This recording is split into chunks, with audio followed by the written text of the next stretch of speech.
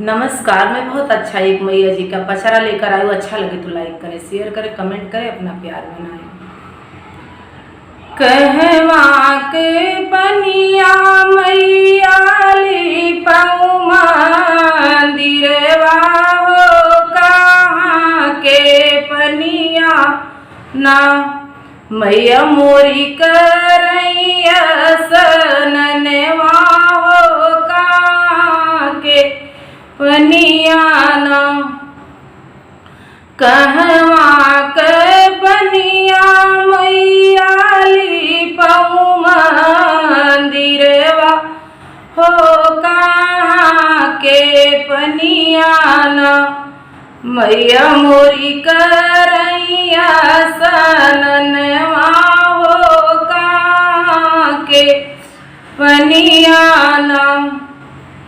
गंगा के पनिया मैया ली पलऊ मंदिरवा हो, यमुना पनियाना गंगा के पनिया मैया ली पलऊ मंदिरवा हो, यमुना पनियाना मैया मोरी करैया सननवा हो, यमुना पनियाना केथुआ कतिलवा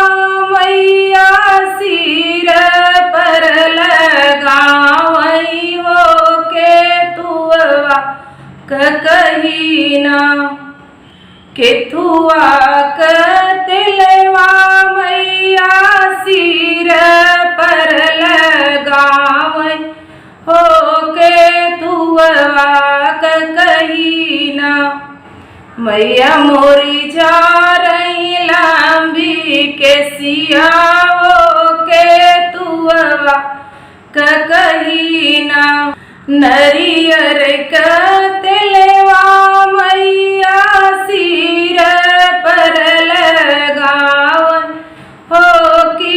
सोनवा कहीना नरियर कतिलवा मैया मोरी सिर पर लगावई हो, सोने कई कहीना मैया मोरी जा रही लंबी के सिया हो, सोने कई कहीना मैया मोरी जा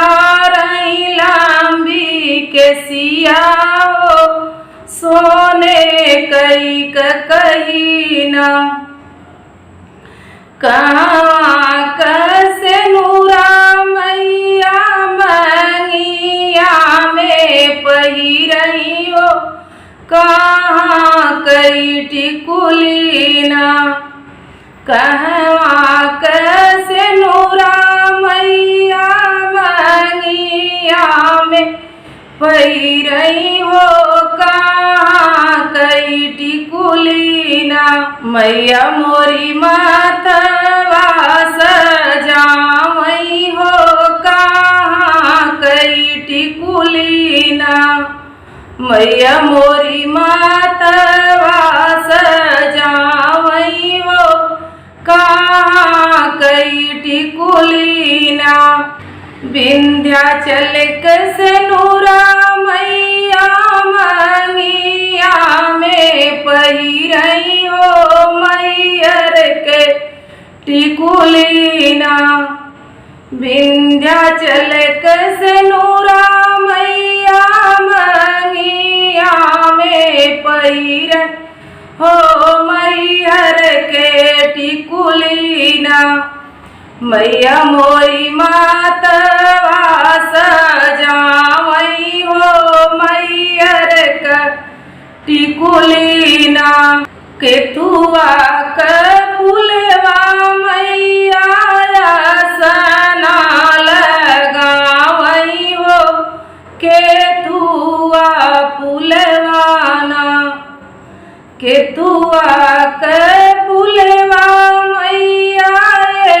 सना लगावई हो, कवन